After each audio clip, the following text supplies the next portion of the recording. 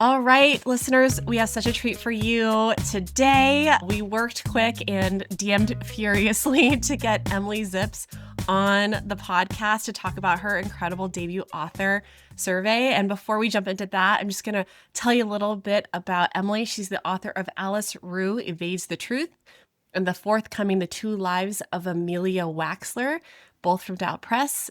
She's passionate about telling queer love stories about women, works in higher education, focusing on equity, inclusion, and conflict transformation, and is also a disability advocate living with MS. She's based in New Mexico with her wife and their dog Kona, who apparently has the personality of a queen of a small but proud nation. Emily, thank you so much for agreeing to chat with us today about your survey. Thanks for having me. Happy to be here. So I'm just so curious, what spawned this idea for you to ask a bunch of debut authors about their first novels? Because this is information that it feels like so intangible for a lot of us. So, rightfully so, your survey's gotten a lot of attention. I'm just so curious what spurred the idea for you to do it. Yeah, I'm thrilled that people have said it's really useful to them, creating folks on Sub. And a lot of 2026 debuts also have reached out and been like, thank you for this. So I'm thrilled. I do data analysis for day job, and I love putting feelings into charts. That is my favorite thing to do.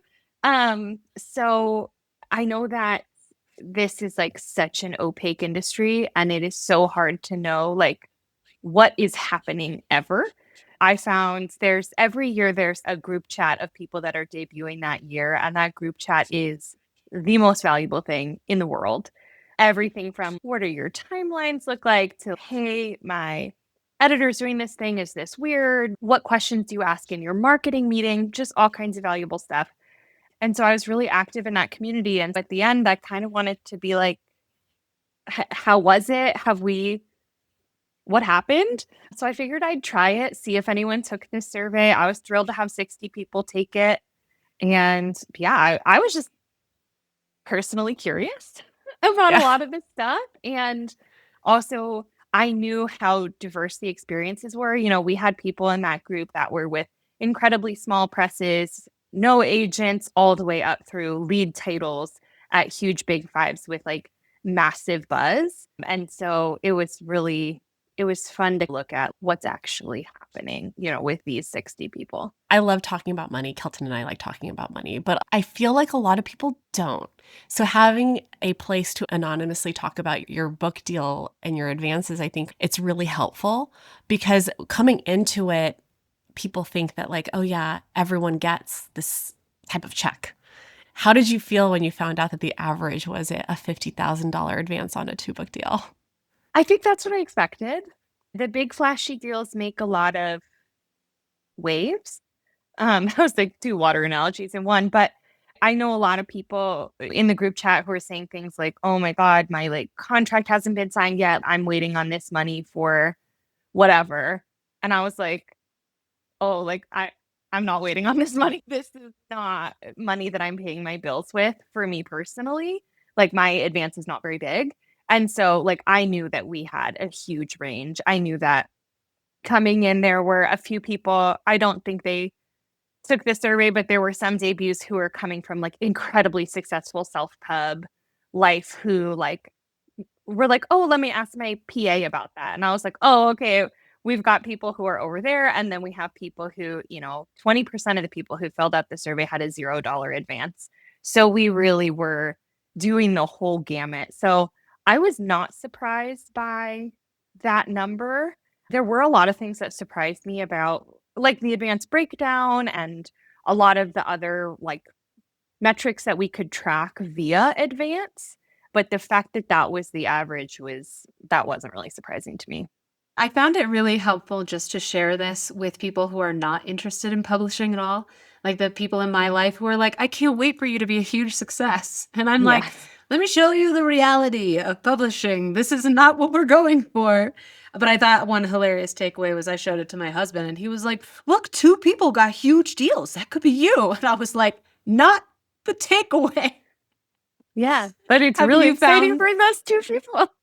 Oh Yeah. yeah, bless those 2 people. Obviously, this is really useful to people in publishing, but I imagine it's interesting to people who are not in it too. Like you say in the post, it's incredibly opaque. And so like your outside experience of books is just like going into Barnes and Noble and being like, look at the fanfare. And not realizing how many shelves are in the back. Yeah. What I found really interesting is the opaqueness around sales for the actual author. We were just talking to Kate Flanders, and she was saying that it takes 6 months to get information on royalties.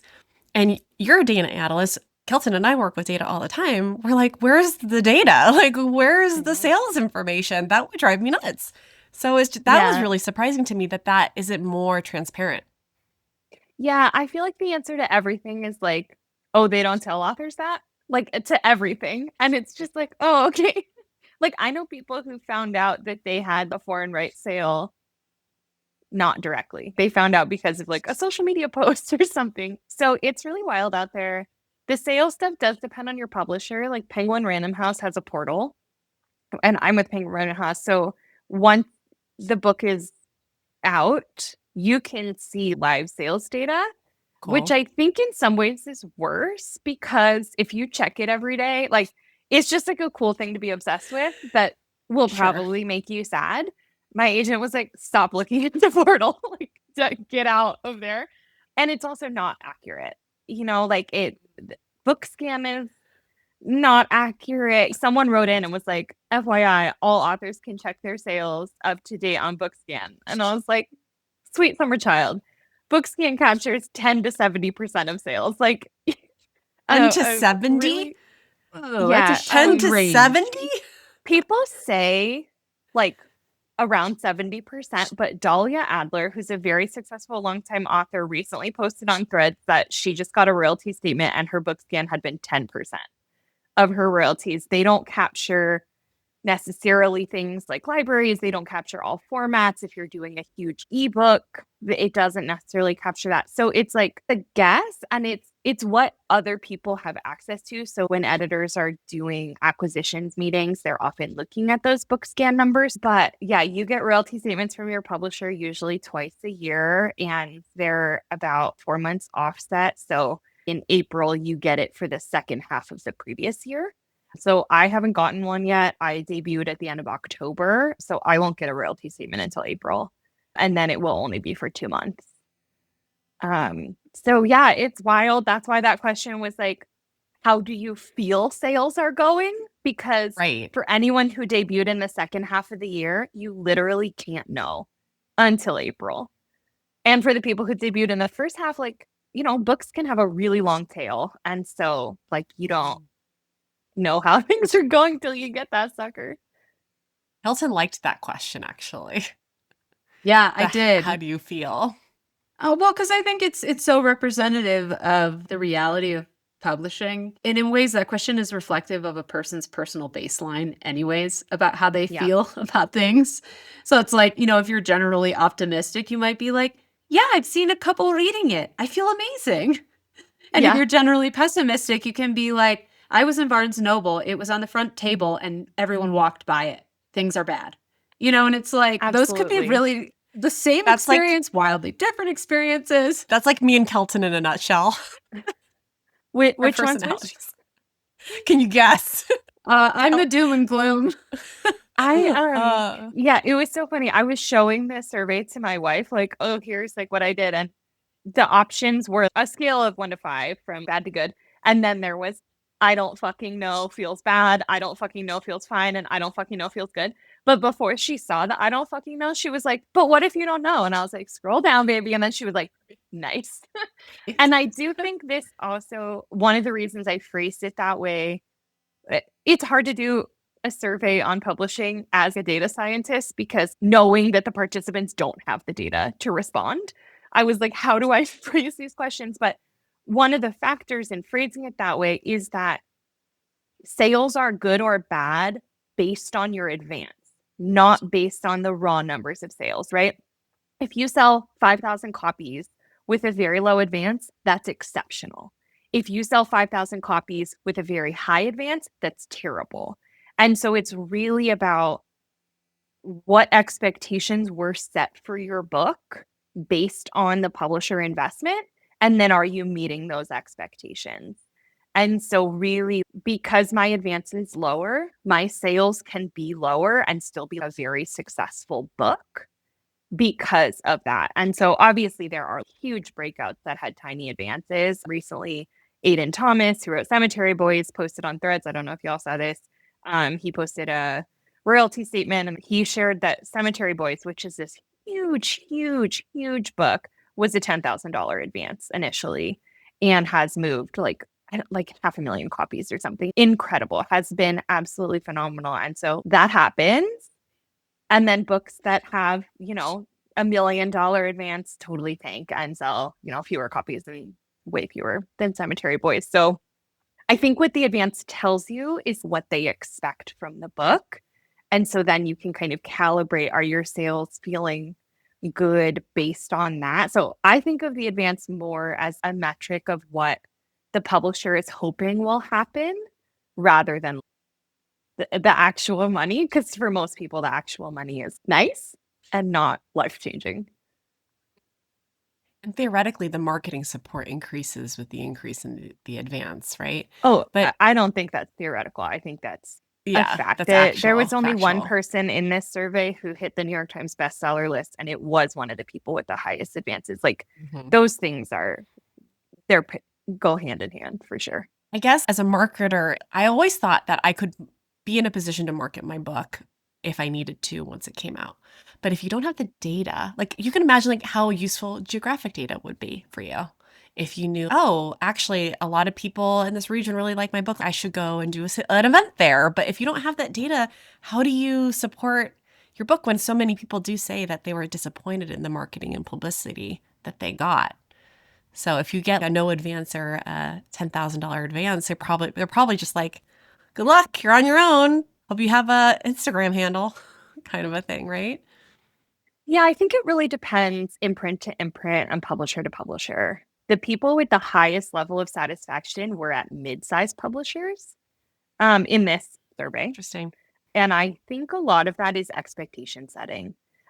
Going in, if you're not Sure. going big five, that there's going to be differences. But I think the lowest satisfaction, was with small independent publishers and then big five and then mid-size. So I think a lot of it is about expectation. And I think a lot of it is about like your individual imprint. Like I feel I was super supported by my imprint. Like, sure, could there have been more marketing and publicity? Yeah, but I wasn't a lead title. I knew that going in. I knew when I signed that contract, I knew what I was getting. I was incredibly satisfied.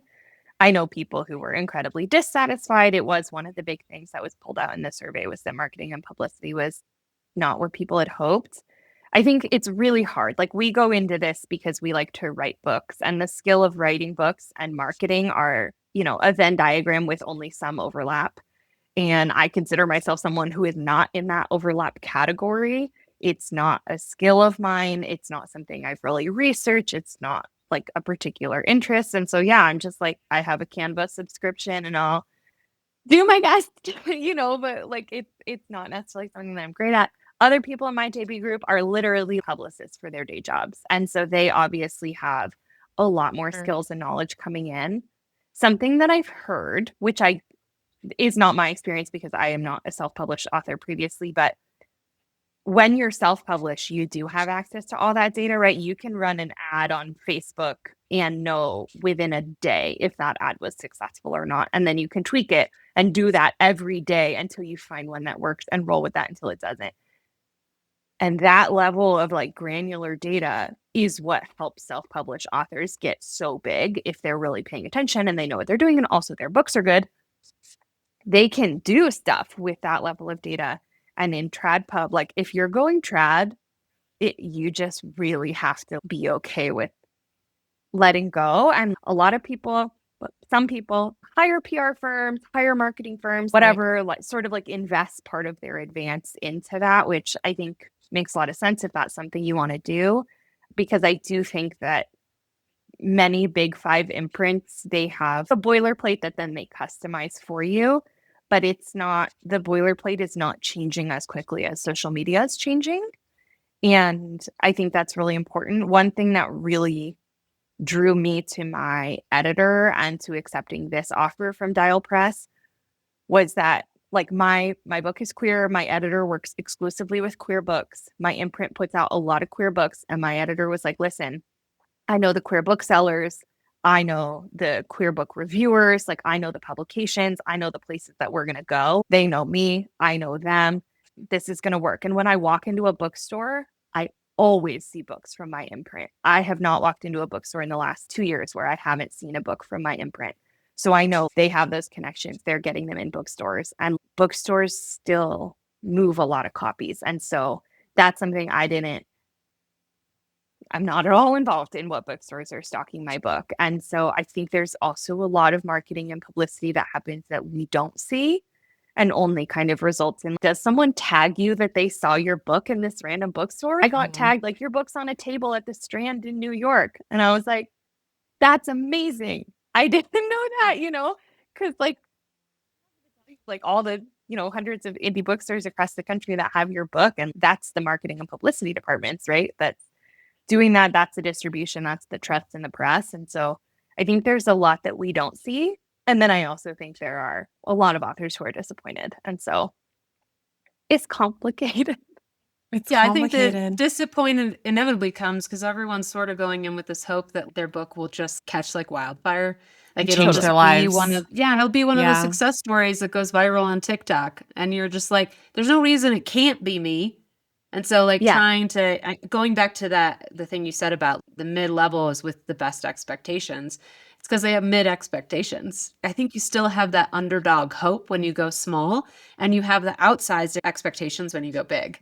So it makes sense to me that when you're right in the middle, you're Goldilocksing your expectations. Yeah, for sure. And I think interestingly, when I looked at our satisfaction metrics by advance, people with the middle advances were the least satisfied. Like the 50 to 100K per book were the least satisfied group of any of the groupings. And it was like not linear. People with 2,000 to 10,000 per book were above the average satisfaction. And so I think also it's like, how much pressure are you putting on this book? If this book is supposed to pay all your bills, that's really scary. This is your debut. If this book is paying your bills, will the next book pay your bills? Like people without a day job or other source of income were also the least satisfied. And those are, I assume, people with high advances, like how else are you living? And that excludes like people with partner income. This was just writing as your sole income, and they were the least satisfied. And I think that pressure is really scary and really overwhelming. And, publishing is luck. You have to be really talented and put out a really good book, but there are a lot more really good books than there are book deals. And so there's a huge element of luck in it. And I think if your whole life is riding on that luck happening and then continuing to happen, that's going to be really stressful. Okay, what about the survey made you hopeful? Oh, a lot about the survey made me hopeful. Okay, let's talk about that. In general, people were really happy. Like the satisfaction metrics are all high. It was a scale of 1 to 5. All 3 metrics were over a 4 on average, I think. So, that's really good. People were especially satisfied with their editors. And so I think that editorial relationship is so important, even if the editor satisfaction was a little higher than the general publishing experience satisfaction, which I do think that gap is typically the marketing and publicity gap and maybe some sales in there. But your editor is your person. And so it was so great to see that really high level there. I was really encouraged by the number of people who did have big advances, especially, and I mean, the sample sizes get really small as we get into demographics, but folks of color had big advances in this sample. Neurodivergent people had big advances in this sample. Some queer people had big advances in this sample. And so all of that was really exciting. All that can be a lot better. And there's a lot to be said about who even is debuting in these categories. But I think there was a lot in it that was really great. And also just for me, like I found the information really helpful. But yeah, I mean, I know so many people who are like me, it took me a long time. I had 3 books die on submission before my debut got bought. And so just the act of being here, being able to say I'm a published author, my debut came out, like people were writing in about just the feeling of being able to say, like, my book is out there in the world. Strangers are reading it. It's in bookstores. I'm being tagged in these things.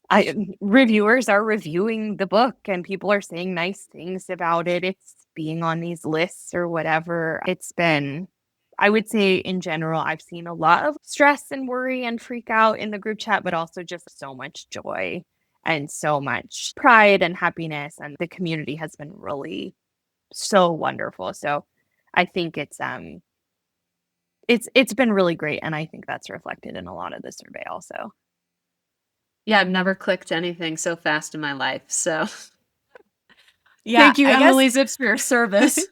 You're welcome. right. I was like just refreshing those results, I was like, what's gonna happen? And I thought like maybe 15 people were gonna take it. And so the fact that I got 60, which is small in the grand scheme of things, but big in the scheme of like, hey, group chat that a lot of people are no longer checking because your book came out 8 months ago. Like, do you want to fill out this survey? I was really thrilled with that number. And, not a lot of stuff was statistically significant, but some was. And I was hyped about that. Yeah. Well, it begs the question, is there going to be a 2026 debut author survey? I'd love to. If they're down, I'm down. Absolutely. Well, I hope to be in it. Great. Yes. Good luck on submission. Thank you. Sucks. Thank you so much. Submission really sucks. I hope that you have a very fast and easy sub process. Mine was tough, but it worked out in the end. Yeah. Yeah. Well, thank you so much for coming on so quickly and talking to us about your survey and for doing the survey. It was so useful. And I know we get kind of caught up on the money, but it's so nice to hear that there are things about the process. And, we write books because we want to write books. And I think we all think the money is great if it comes, but it's nice to know that there are things that make all of the pain worth the while. I'd love to have you back when your second book comes out and we can talk about that whole process and have a longer conversation. But Emily, tell our listeners where they can find you. You can find me pretty much everywhere with just Emily Zips, at Emily Zips on Instagram and Threads, my website, emilyzips.com. You can find how to buy my book there, info about the second book, and my Substack is also just Emily Zips. So find me there. It's called Fun Announcements and Sporadic Thoughts, I think, and it's deeply sporadic. So I will not be spamming you. Love it. All right. Thank you, Emily, so much.